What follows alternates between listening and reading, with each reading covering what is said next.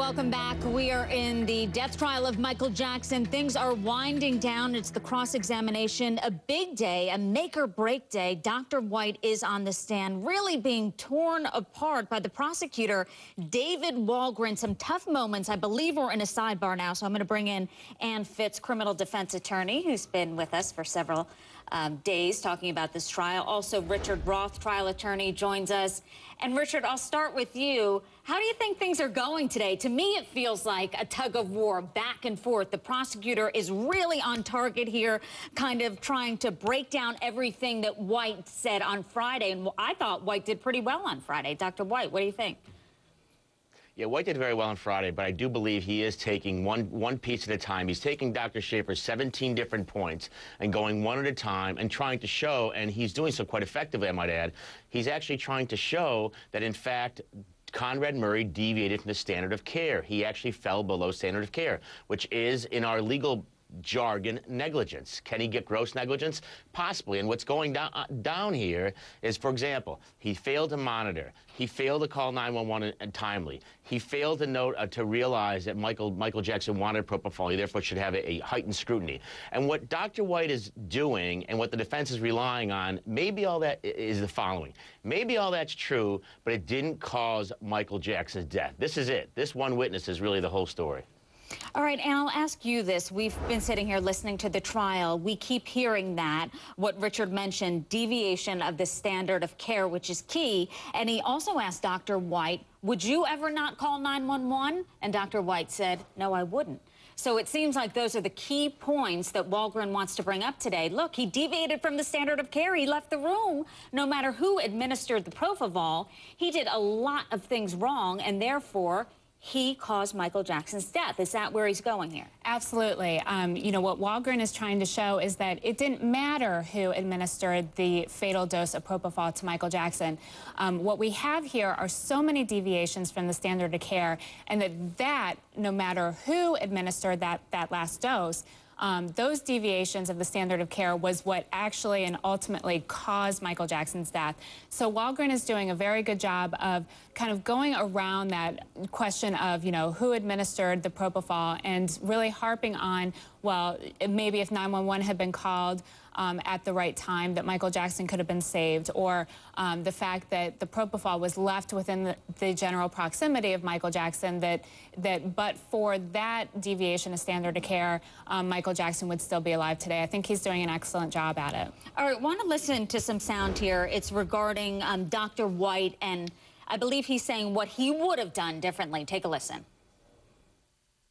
Did Conrad Murray, in your opinion, based on his statements to the police, act like someone well-skilled and well-trained in advanced cardiac life support? I can't make that assessment. I would have done things differently in terms of calling for help and in terms of calling 911. What would you have done? Immediately, I would have called for help, although I understand this was sort of an isolated area and there was, it was... Isolated area? Of the house, yes. I understand it was a special suite of rooms on... There was a bedroom upstairs. Yeah, but okay. Remove... What would you have done? That was my question. What would you have done? You said you would have called for help. I'd have called for help. I would have assessed the patient, initiated cardiopulmonary resuscitation immediately. So there you have it. He's asking Dr. White, Walgren, is what would you have done differently? You can almost hear it in the closing arguments. That will certainly be brought up. Richard, do you think it was a low blow in terms of asking him, how much have you been paid to be here in court today? I mean, I know, and most attorneys know, that experts are paid on both sides. So what was he trying to establish there to the jury? It's not a low blow at all. It is a very common question. In fact, every expert is always asked how much they've been paid. What you're trying to show is essentially how much you've, if you will, been bought off. It is not an unusual question. What was interesting was that first Dr. White said $11,000, and later on he added, well, I forgot there's also $3,500 a day. multiply that times, I think he said 6 days he testified.